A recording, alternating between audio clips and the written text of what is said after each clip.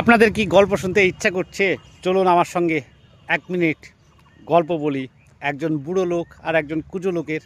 এখানে অনেক কিছু শিক্ষার থাকবে। তাই একটা লোক, বুড়ো লোকটি প্রতিদিন একখানা রুটি আধখানা করে নিজে খেতেন আর আধখানা জানালায় রেখে দিতেন। একজন কুজো লোক সে আসতো আর সেই রুটিটা নিয়ে যেত আর বুদবুদ করে বলতো বলতো তুমি যা খারাপ করবে সেটা তোমার, আর যা ভালো করবে সেটাও তোমার কাছে ফিরে আসবে। বয়স্ক লোকটা খুব রেগে গেলেন, বললেন ও তো আমাকে একদিনও ধন্যবাদও দেননি।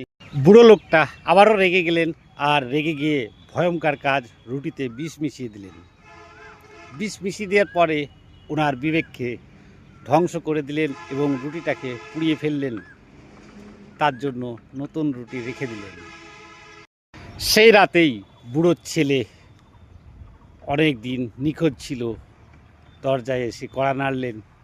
ক্ষুধার্তই আর ভেঙে পড়ার মতো অবস্থায় সে এসে বলল, বাবা আমি না ক্ষুধায় মরে যাচ্ছিলাম, একজন কুঁজো লোক আমাকে অর্ধেক রুটি দিয়ে বাঁচিয়েছিলেন।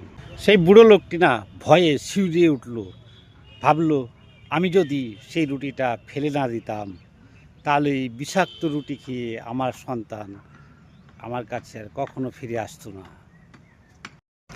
তাই আমাদের প্রতিটি ছোট ছোট কাজ করা, সেগুলোই আমাদের কাছে ফিরে আসে। প্রকৃতির এটাই নিয়ম। সবাই ভালো থাকবেন, আর ভালো লাগলে ফলো করবেন আর শেয়ার করে দিন। ধন্যবাদ।